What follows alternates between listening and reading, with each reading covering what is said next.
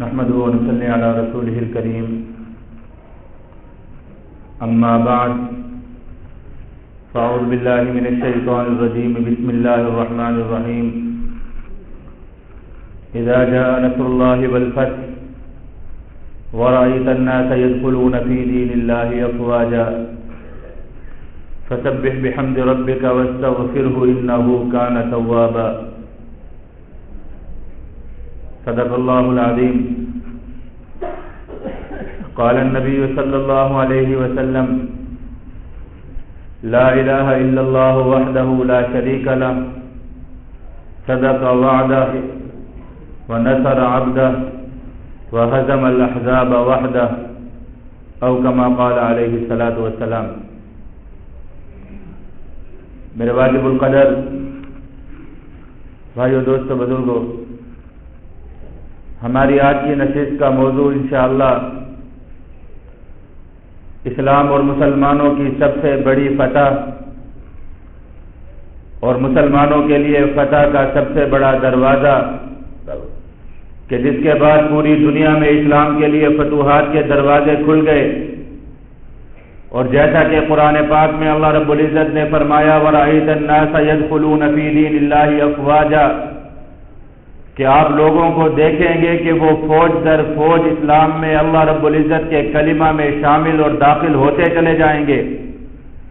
فتح مکہ مسلمانوں کی وہ عظیم الشان فتح تھی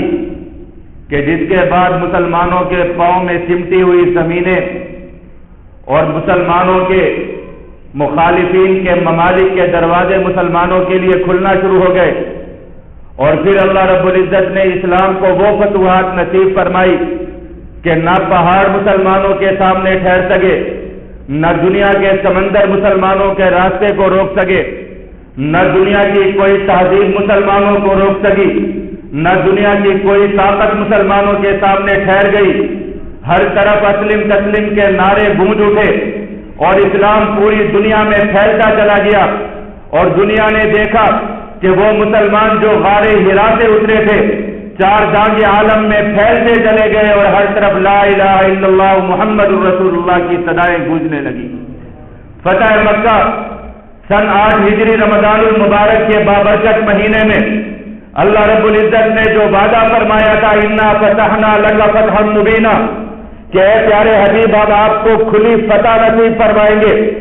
ایک وقت وہ تھا جب نبی اکرم صلی اللہ علیہ وآلہ وسلم بے بسی کے عالم میں اور بے کسی کے عالم میں اپنے ایک یار غار کے ساتھ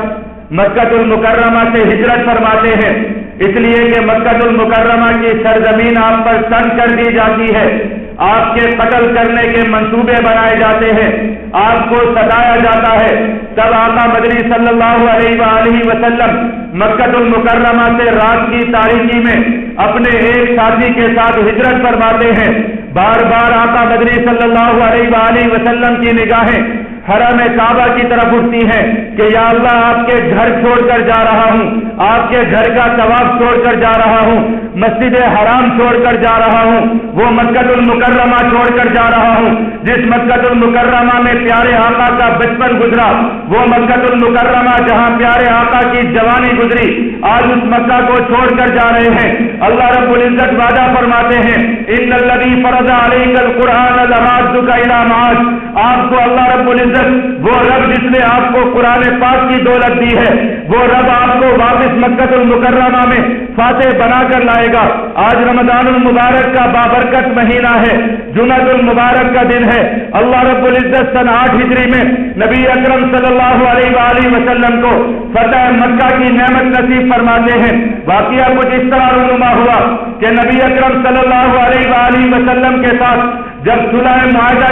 صلح حدیبیہ کی گئی، حدیبیہ کا معاہدہ کیا گیا، اس حدیبیہ کے معاہدہ میں یہ شرط رکھی گئی تھی کہ ایمان والوں کے ساتھ مسلمانوں کے ساتھ جو قبیلے حلیف بنیں گے، جو ان کے ساتھی بنیں گے، ان کے ساتھ کوئی تعارف نہیں کیا جائے گا۔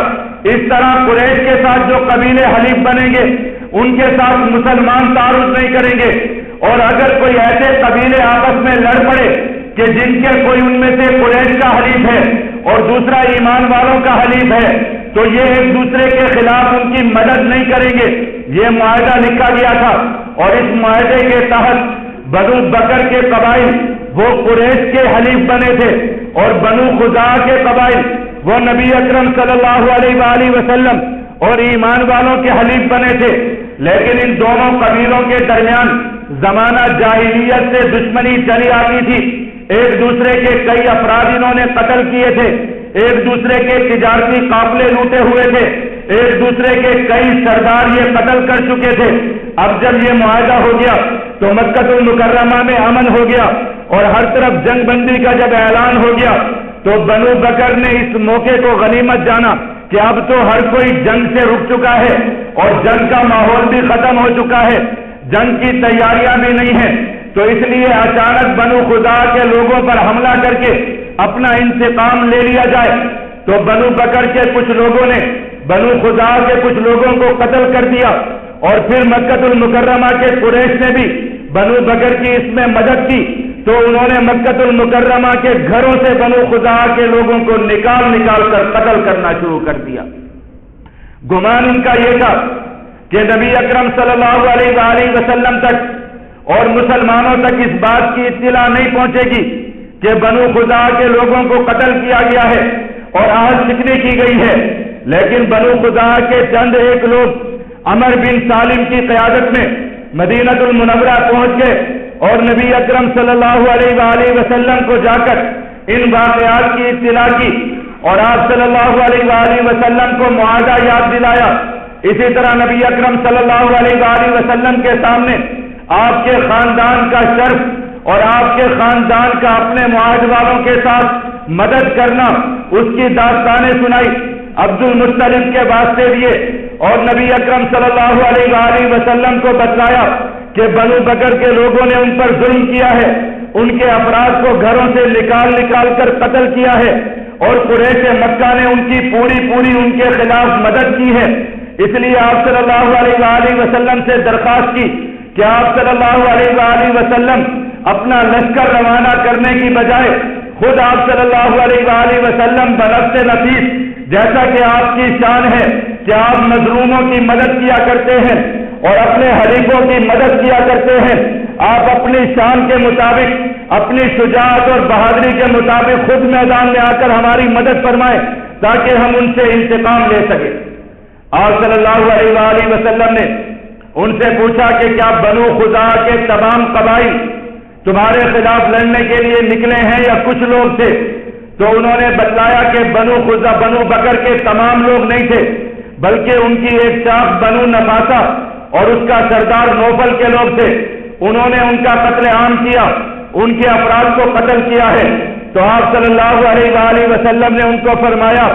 کہ میں اللہ رب العزت کی طرف سے مدد نہ کیا جاؤں اگر میں تمہاری مدد نہ کروں, یعنی میں تمہاری مدد ضرور کروں گا. آپ صلی اللہ علیہ وآلہ وسلم نے ان کے ساتھ مدد کا وعدہ فرما کر ان کو واپس بھیج دیا, اس لیے کہ یہ شان نبوت ہے. پیارے آقا مدنی صلی اللہ علیہ وآلہ وسلم نے ان سے معاہدہ فرمایا تھا, ان کی جان کی حفاظت کرنے کا معاہدہ ہوا تھا. اس لیے آپ صلی اللہ علیہ وآلہ وسلم نے ان سے وعدہ فرمایا کہ آپ صلی اللہ علیہ وآلہ وسلم ان کے ایک مقتول کی اور ان کے قتل کیے جانے والے ایک فرد کا انتقام لیں گے. قریش مکہ سے بھی لیا جائے گا, بنو خزاعہ سے بھی لیا جائے گا, اس لیے کہ ایمان والے بلا ضرورت ایمان والے ظلم کو برداشت نہیں کرتے, ایمان والے کسی کے قتل کو برداشت نہیں کرتے, ایمان والوں کی غیرت اس بات کو برداشت نہیں کرتی کہ ان کے افراد ہوں یا ان کے حلیف ہوں اور ان کو کوئی مار کر یا قتل کر کے چلا جائے اور ایمان والے زندہ رہیں یا ایمان والے اس پر کوئی کمپرومائز یا معاہدے کریں. ایمان والوں کی شان یہ نہیں ہے. پیارے آقا مدنی صلی اللہ علیہ وآلہ وسلم نے اس لیے اعلان فرمایا کہ ان کی مدد کی جائے گی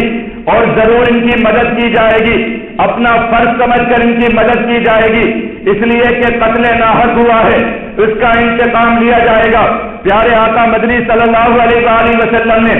اتمام حجت کے طور پر اپنا ایک قاصد تیار فرمایا. اس قاصد کو 3 باتیں دے کر مکہ المکرمہ کی طرف روانہ کیا کہ جا کر مشرکین مکہ کو, قریش مکہ کو جا کر بتلا دو کہ تین باتوں میں سے ایک بات کو اختیار کر لیں،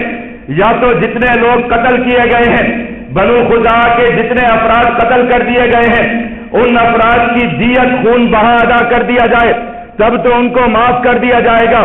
ورنہ ان کے خلاف اعلان جہاد کیا جائے گا۔ دوسری صورت یہ ہے کہ اگر قریش مکہ یہ کہتے ہیں کہ وہ اس قتل و غارت گری میں شامل نہیں ہیں، تو وہ اس بات کا علل اعلان اظہار کر دیں کہ وہ بنو نفاسہ کے ساتھ نہیں ہیں۔ بنو نفاسہ کے لوگ جانیں، ایمان والے جانیں، اور میدان جانیں اور گھوڑے جانیں، سب ان سے انتقام لیا جائے گا اور قریش مکہ کے ساتھ تعارض نہیں کیا جائے گا۔ اگر وہ اس بات کو بھی تسلیم نہیں کرتے تو پھر اس بات کا اعلان کر دیں کہ آج کے بعد سے معاہدہ حدیبیہ میں جو صلح کی گئی تھی اور جو معاہدہ لکھا گیا تھا، اس معاہدے کو فسخ کر دیا گیا ہے۔ امن کا معاہدہ ختم ہو چکا، اب فیصلہ میدان جنگ میں ہوگا، فیصلہ تلواروں کے ساتھ ہوگا، فیصلہ گھوڑوں کی پشت پر بیٹھ کر میدان میں آ کر کیا جائے گا۔ یہ تین باتیں جب قریش مکہ کے سامنے جا کر رکھی گئی تو اس وقت قریش مکہ بڑے کیش میں تھے اور کچھ لوگوں کو قتل کر کے، جیسا کہ ہر زمانے کے بزدل لوگوں کا یہ شعار ہوتا ہے کہ چند ایک نہتے لوگوں کو قتل کر کے اپنے آپ کو بہت بڑی طاقت سمجھنے لگ جاتے ہیں،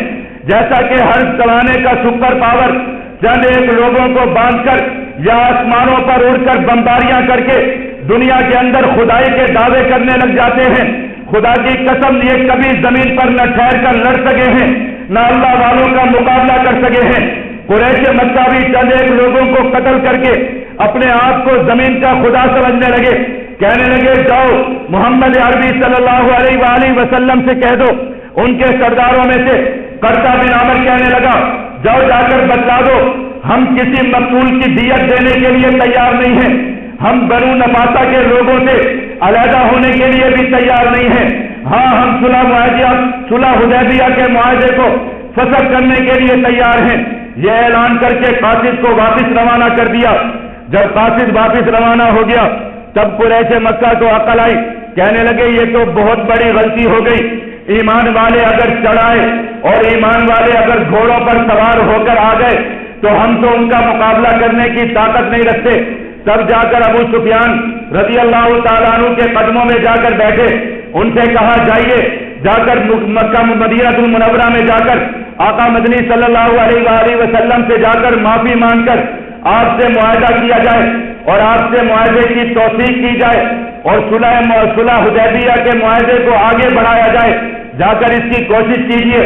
نبی اکرم صلی اللہ علیہ وآلہ وسلم کے پاس جب قاصد واپس آیا اور اس نے آ کر اطلاع دی کہ قریش مکہ نے کہہ دیا ہے کہ حدیبیہ کے معاہدے کو فسخ کر دیا جائے اور اعلان جنگ کر دیا جائے، آپ صلی اللہ علیہ وآلہ وسلم نے صحابہ کرام سے فرمایا کہ تیاریاں کرو، کمر کس لو، گھوڑے اور اونٹ تیار کرو، اپنی تلواریں اور بھالے اٹھا کر میدان میں نکلنے کے لیے تیار ہو جاؤ، اب آزمائش کا وقت آ چکا ہے، انا فتحنا لک فتحا مبینا، رب کی مدد کا وقت بھی آ چکا ہے، تیاریاں کر لی جائیں۔ ادھر نبی اکرم صلی اللہ علیہ وآلہ وسلم نے تیاریوں کا ارادہ فرمایا، آقا مدنی صلی اللہ علیہ وآلہ وسلم نے ایمان والوں کے لشکر کو تیار ہونے کا حکم فرمایا۔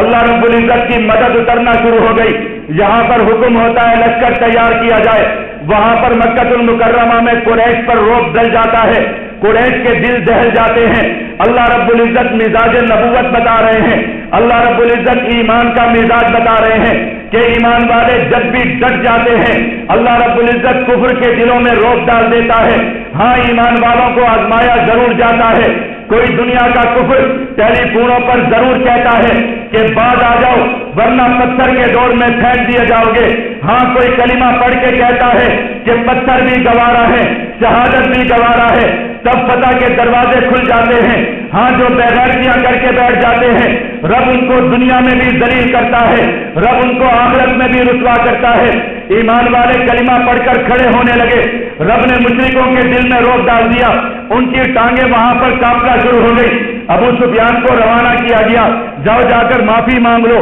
جاؤ جا کر معاہدہ کرو۔ ابو سفیان مدینہ المنورہ کی طرف روانہ ہوئے، راستے میں بدیل خدائی ملا، اس کو دیکھا تو سمجھ گئے کہ شاید نبی اکرم صلی اللہ علیہ وآلہ وسلم تک اطلاع پہنچ گئی ہے۔ پوچھنے لگے کہاں سے آ رہے ہو؟ انہوں نے کہا کہ قریبی بستی سے آ رہا ہوں۔ یہ کہہ کر وہ چلے گئے۔ انہوں نے ان کے اونٹ کی مینگنیاں اٹھا کر ان مینگنیوں کو توڑ کر دیکھا، کھجور کی گٹھلیاں تھی۔ فرمانے لگے سب مارے گئے، اس لیے کہ مدینہ المنورہ سے یہ شخص آ رہا ہے اور لگتا یہ ہے کہ مدینہ المنورہ والے تیار ہو چکے ہیں، اب تو مشرکین کی خیر نہیں ہے۔ ابو سفیان جلدی سے مدینہ المنورہ پہنچے، اپنی بیٹی حضرت ام حبیبہ رضی اللہ تعالیٰ عنہ کے گھر میں گئے۔ پیارے آقا مدنی صلی اللہ علیہ وآلہ وسلم کی زوجہ مطہرہ ہیں ام المومنین حضرت ام حبیبہ رضی اللہ تعالیٰ عنہ، ان کے گھر میں تشریف لے گئے۔ جب ان کے گھر میں پہنچے، ایک بچھونا بچھا ہوا تھا۔ انہوں نے دیکھا کہ ابا آ گئے ہیں، ابو سفیان آ گئے ہیں، جلدی سے اس بچھونے کو لپیٹ کر ایک طرف رکھ دیا۔ ابو سفیان خوش ہو گئے، کہنے لگے بیٹی تم نے اس بچھونے کو میرے لائق نہیں سمجھا، اس لیے کہ غربت والا بچھونا تھا، کسی سردار کے بیٹھنے کے لائق نہیں تھا، اس لیے تم نے اس کو لپیٹ کر رکھ دیا۔ فرمانے لگی نہیں ابا محترم، بچھونے کو اس لائق نہیں سمجھا کہ آپ بیٹھے، بلکہ آپ کو اس لائق نہیں سمجھا کہ آپ اس بچھونے پر بیٹھ سکے،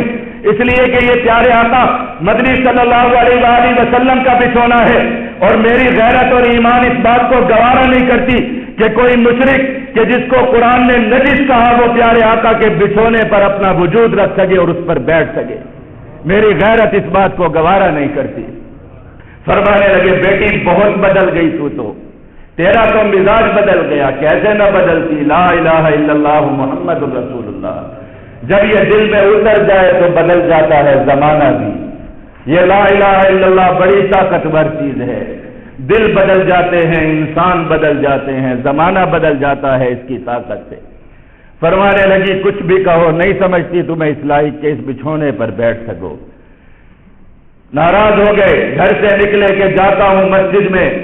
جا کر نبی اکرم صلی اللہ علیہ وآلہ وسلم سے بات کرتا ہوں۔ مسجد نبوی میں تشریف لائے، پیارے آقا بیٹھے ہوئے تھے، اعلان کیا کہ حدیبیہ کے معاہدے کو آگے بڑھانے کے لیے آیا ہوں، اس معاہدے کو قائم رکھنے کے لیے آیا ہوں۔ پیارے آقا نے کوئی جواب نہیں دیا، پریشان ہو گئے کہ جواب نہیں ملا۔ سیدنا صدیق اکبر کے پاس گئے، جا کر کہنے لگے صدیق اکبر میری سفارش کر دو، پیارے آقا سے جا کر سفارش کرو کہ میری بات سن لیں اور میرے ساتھ معاہدے کی توثیق کر لیں۔ سیدنا صدیق اکبر نے فرمایا کہ میں آپ کی سفارش نہیں کر سکتا، اس لیے کہ اگر پیارے آقا نے کوئی جواب نہیں دیا تو مجھ میں بھی یہ ہمت نہیں ہے کہ میں پیارے آقا سے جا کر آپ کی سفارش کر سکوں۔ اس لیے سیدنا صدیق اکبر نے معذرت کی، سیدنا عمر فاروق کے پاس گئے، ان کو جا کر کہنے لگے کہ آپ میرے ساتھ چل کر میری سفارش کیجئے، پیارے آقا سے عرض کیجئے کہ میری بات سن لیں اور میرے ساتھ معاہدے کی توثیق کر لیں اور معاہدے میں توثیق کر لیں۔ سیدنا ابوبکر سیدنا عمر فاروق رضی اللہ تعالیٰ عنہ فرمانے لگے اللہ اکبر کبیرہ، اے ظالم شخص تو کیا یہ سمجھتا ہے کہ میں تیری جا کر نبی اکرم صلی اللہ علیہ وآلہ وسلم سے سفارش کروں گا؟ خدا کی قسم اگر روئے زمین پر میں اکیلا شخص رہ جاؤں اور میرے ساتھ کھڑا ہونے والا اور میرے ساتھ مل کر جہاد کرنے والا کوئی انسان موجود نہ ہو، تب بھی میں اکیلا تم مشرکوں کے خلاف جہاد کرنے کو ضروری سمجھتا ہوں، میں تمہاری سفارش نہیں کر سکتا۔ مایوس ہو کر سیدنا علی المرتضیٰ کے پاس گئے، کہنے لگے علی تم تو خاندان کے فرد ہو، تم تو اپنے قبیلے کے ہو، اپنے رشتہ دار ہو، چل کر پیارے آقا سے سفارش کرو کہ معاہدہ کی بات سن لیں اور معاہدہ کے اندر توثیق فرما لیں۔ پیارے سیدنا علی المرتضیٰ رضی اللہ تعالیٰ عنہ فرمانے لگے، کہنے لگے اگر پیارے آقا نے خاموشی اختیار کر لی ہے تو سمجھ لو کہ نبی اکرم صلی اللہ علیہ وآلہ وسلم کچھ ارادہ فرما چکے ہیں، اور جب پیارے آقا ارادہ فرما چکے ہوں تو روئے زمین میں کسی میں یہ ہمت نہیں ہے کہ وہ پیارے آقا کو ان کے ارادے سے روک سکے، اس لیے میں تمہارے ساتھ نہیں چل سکتا، تمہاری سفارش نہیں کر سکتا۔ ابو سفیان مایوس ہو کر حضرت فاطمہ کے پاس پہنچے، کہنے لگے یہ چھوٹے سے حضرت حسن موجود ہیں، ان کو کہو کہ باہر نکل کر اعلان کر دیں کہ میں نے قریش کے لوگ کو پناہ دے دی ہے، ہم ساری زندگی کے لیے حضرت حسن کو اپنا سردار مان لیں گے، ان سے کہہ دو کہ یہ ہمیں پناہ دے دیں۔ حضرت فاطمہ فرمانے لگی یہ حسن تو بہت چھوٹے ہیں، اور پھر نبی اکرم صلی اللہ علیہ وآلہ وسلم اگر کسی بات کا ارادہ فرما چکے ہیں تو پھر کسی میں یہ ہمت نہیں ہے کہ وہ پیارے آقا کے معاہدے کے، پیارے آقا کے عزم کے خلاف، آپ کے ارادے کے خلاف کوئی فیصلہ کر سکے۔ اس لیے اب تو مشرکین مکہ کے مقدر میں جو کچھ ہوگا ان کو دیکھنا پڑے گا۔ اس لیے اس بات سے مایوس ہو جاؤ کہ کوئی تمہاری سفارش کرے گا۔ سیدنا علی المرتضیٰ سے کہنے لگے، علی تم بتاؤ مجھے کہ میں کیا کروں، کچھ تو ایسا بتاؤ کہ جس سے میرا مسئلہ حل ہو جائے۔ حضرت علی فرمانے لگے کہ جاؤ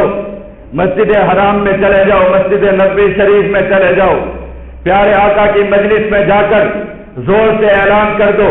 کہ میں حدیبیہ کے معاہدے کی توثیق کرانے کے لیے آیا ہوں۔ یہ کہہ کر فوراً مسجد سے نکل جاؤ اور واپس مکہ المکرمہ روانہ ہو جاؤ، شاید تمہارا مسئلہ اس چیز سے حل ہو جائے، ورنہ مجھے نہیں لگتا کہ تمہارے مسئلے کا کوئی حل ہو سکتا ہے۔ ابو سفیان نے ایسا ہی کیا، مسجد نبوی میں تشریف لے گئے، جا کر اعلان کر دیا زور سے کہ میں مشرکین مکہ کی طرف سے، قریش مکہ کی طرف سے معاہدہ حدیبیہ کی توثیق کرنے کے لیے آیا ہوں اور یہ اعلان کر کے واپس جا رہا ہوں۔ یہ کہہ کر جلدی سے مکہ المکرمہ کی طرف واپس چلے گئے۔ جب مکہ المکرمہ پہنچے، مشرکین نے پوچھا، قریش نے پوچھا کہ کیا کر کے آئے ہو؟ کہنے لگے کچھ نہیں بنا، نہ سیدنا صدیق اکبر نے مدد کی، نہ عمر فاروق نے سفارش کی، نہ علی کے دروازے سے خیرات ملی، نہ فاطمہ الزہرا نے سفارش کی، اس لیے مسجد کے اندر صرف اعلان کر کے آ گیا ہوں۔ مشرکین مکہ ناراض ہونے لگے اور کہنے لگے کہ یہ تم کیا کر کے آئے ہو؟ تمہارے ساتھ تو مسلمانوں نے ایک چال کر لی اور تمہیں ایک تدبیر میں پھنسا دیا کہ نہ تو تمہیں اعلان جنگ کر کے آئے ہو تاکہ ہم جنگ کی تیاری کرتے، نہ تم ان کی طرف سے کوئی معاہدہ لے کر آئے ہو تاکہ ہم امن کے ساتھ بیٹھ جاتے۔ اس لیے ہم تو دونوں طرف سے پھنس گئے، نہ امن کی حالت میں ہیں نہ جنگ کی حالت میں ہیں، اب ہم کیا کریں؟ تو یہ کہنے لگے اب جو کرنا ہے کرو، اس لیے کہ تم نے ہی اعلان کیا تھا کہ معاہدہ ختم کیا جاتا ہے، تم نے ہی بنو خزاعہ کی مدد کی تھی، بنو خزاعہ کے خلاف مدد کی تھی، اب جو کچھ بھی ہوگا وہ دیکھا جائے گا۔ نبی اکرم صلی اللہ علیہ وآلہ وسلم نے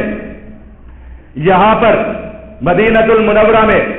اعلان فرما دیا کہ جنگ کی تیاریاں کی جائیں، لشکر تیار کیا جائے اور خفیہ طریقے پر لشکر کو تیار کیا جائے تاکہ لشکر کے نکلنے کی اور لشکر کی تیاری کی اور لشکر کی نقل و حرکت کی اطلاع مکہ المکرمہ تک نہ پہنچے، تاکہ ایمان والے اچانک جا کر حملہ کریں۔ صحابہ کرام کو تاکید فرمائی گئی کہ یہ خبر کسی طریقے پر بھی مدینہ المنورہ سے باہر نہیں نکلنی چاہیے۔ صحابہ کرام تیاریاں کرنے لگے۔ آپ صلی اللہ علیہ وآلہ وسلم کو بذریعہ وحی اطلاع ہوئی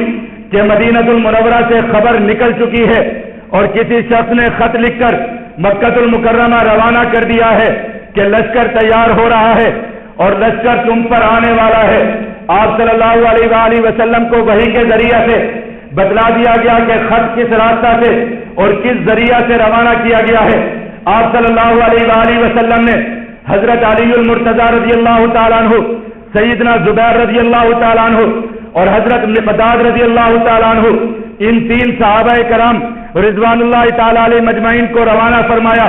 اور فرمایا کہ جاؤ مدینہ المنورہ سے باہر تمہیں اونٹنی پر سوار ایک عورت ملے گی، فلاں درختوں کے پاس تمہیں ملے گی، جا کر اس عورت کو پکڑ لو اور اس عورت کے پاس ایک خط ہے، وہ خط جا کر لے کر آؤ۔ سیدنا علی المرتضیٰ، سیدنا زبیر رضی اللہ تعالیٰ عنہ اور حضرت مقداد رضی اللہ تعالیٰ عنہ، یہ تینوں حضرات روانہ ہوئے۔ آپ صلی اللہ علیہ وآلہ وسلم نے جو مقام فرمایا تھا اسی مقام پر ایک اونٹنی پر سوار ایک عورت ملی۔ اس عورت کو اونٹنی سے اتار کر سامان کی تلاشی لی گئی، سامان میں سے کوئی خط برآمد نہیں ہوا، لیکن سیدنا علی فرمانے لگے خط تو ضرور موجود ہے، اس لیے کہ آقا مدنی صلی اللہ علیہ وآلہ وسلم نے جب فرما دیا تو خط تو ضرور موجود ہوگا۔ اس عورت کو ڈرایا گیا، تب اس نے اپنے بالوں میں سے ایک خط نکال کر دیا، جو خط حضرت حاتم بن ابی بلتہ رضی اللہ تعالیٰ عنہ کا لکھا ہوا تھا۔ اس خط میں یہ بات لکھی ہوئی تھی کہ اے اہل قریش، اس بات کو سن لو کہ نبی اکرم صلی اللہ علیہ وآلہ وسلم رات کی طرح ایک بڑے لشکر کو لے کر سیلاب کی رفتار سے تمہاری طرف روانہ ہونے والے ہیں، اور خدا کی قسم کھا کر کہتا ہوں پیارے آقا مدنی صلی اللہ علیہ وآلہ وسلم اگر اکیلے بھی تمہاری طرف روانہ ہو جاتے تب بھی اللہ رب العزت ان کی مدد فرماتے اور شکست سے تم لوگ دو چار ہو جاتے۔ اس لیے میں تمہیں بتلا رہا ہوں کہ پیارے آقا کا لشکر آ رہا ہے، تم اپنے انجام کے لیے اور عبرتناک شکست کے لیے تیار ہو جاؤ۔ یہ خط کی تعریف تھی۔ سیدنا علی المرتضیٰ یہ خط نبی اکرم صلی اللہ علیہ وآلہ وسلم کے پاس لے کر آئے۔ آپ صلی اللہ علیہ وآلہ وسلم نے وہ خط جنہوں نے لکھا تھا حضرت حاتم بن ابی بلتہ رضی اللہ تعالیٰ عنہ، ان کو بلایا، ان سے پوچھا کہ یہ خط تم نے کیوں لکھا؟ انہوں نے فرمایا یا رسول اللہ صلی اللہ علیہ وآلہ وسلم، مجھے قسم ہے آپ کی ذات، آپ کی رسالت کی، اللہ رب العزت کی عظمت کی، میں نے یہ خط اس لیے نہیں لکھا کہ میں منافق ہو چکا ہوں، بلکہ میں نے یہ خط صرف اس لیے لکھا کہ آپ صلی اللہ علیہ وآلہ وسلم کا لشکر تیار ہو رہا ہے اور اس لشکر کے لوگوں کے رشتہ دار مکہ المکرمہ میں موجود ہیں جو کہ ان کا خیال رکھنے والے ہیں اور ان کے رشتہ داروں کا لحاظ کرنے والے ہیں۔ میرے بیوی اور بچے اور میرے خاندان کے لوگ مکہ المکرمہ میں ہیں، میری برادری کا کوئی فرد وہاں پر موجود نہیں جو ان کی مدد کر سکے، اس لیے میں نے یہ خط لکھا کہ میرے اس خط لکھنے سے نہ تو آپ کا لشکر رکنے والا ہے، نہ اللہ رب العزت کی مدد رکنے والی ہے، اور نہ میرے اس خط کی وجہ سے آپ کی فتح شکست میں تبدیل ہونے والی ہے۔ صرف میں یہ خط لکھ کر اتنا چاہتا تھا کہ یہ خط مشرکین مکہ کے پاس چلا جائے گا تو وہ میرے بچوں کو یا میرے گھر والوں کو قتل نہیں کریں گے، اس لیے میں نے اس جرم کا ارتکاب کیا۔ میں اللہ رب العزت سے مغفرت کا طلبگار ہوں اور آپ صلی اللہ علیہ وآلہ وسلم سے معافی کا طلبگار ہوں۔ سیدنا علی المرتضیٰ رضی اللہ تعالیٰ عنہ، سیدنا عمر فاروق رضی اللہ تعالیٰ عنہ تلوار لے کر کھڑے ہو گئے، فرمانے لگے یا رسول اللہ اجازت دیجئے، میں اس شخص کی گردن اتار دوں گا، اس کو قتل کر دوں گا، اس کو مار ڈالوں گا، اس لیے کہ اس نے ایمان والوں کے ساتھ دغا بازی کی، ایمان والوں کے حالات اور ایمان والوں کی خبر اس نے مشرکین تک پہنچانے کی کوشش کی۔ پیارے آقا مدنی صلی اللہ علیہ وآلہ وسلم نے فرمایا اے عمر تم اس کو قتل نہیں کر سکتے، اس لیے کہ یہ اصحاب بدر میں سے ہے، یہ ان لوگوں میں سے ہے جو بدر کے مارکے میں مسلمانوں کے ساتھ مل کر شریک ہوئے تھے، اور اللہ رب العزت نے ان سب کے لیے معافی کا اعلان کر دیا تھا، ان کے لیے رضا کا اعلان کر دیا تھا۔ اس لیے اب روئے زمین پر کوئی ایسا موجود نہیں ہے جو رب کے کلمے کو تبدیل کر سکے۔ جب رب نے بدر والوں کو معاف کر دیا تھا تو زمین پر ان سے کوئی انتقام نہیں لیا جا سکتا، ان کو کسی جرم کی سزا نہیں دی جا سکتی، اور ہاں بدر والوں کے ایمان کی گواہی رب نے دی ہے، اس لیے یہ منافق بھی نہیں ہو سکتے، اس لیے ان کو معاف کیا جائے اور ان سے کسی قسم کا معاوضہ نہ کیا جائے، اس لیے کہ یہ اصحاب بدر ہیں۔ اللہ رب العزت نے بدر والوں کو یہ شان نصیب فرمائی، اس لیے کہ مسلمانوں میں ایمان والوں کی طرف سے نکلنے والے پہلے مجاہد تھے،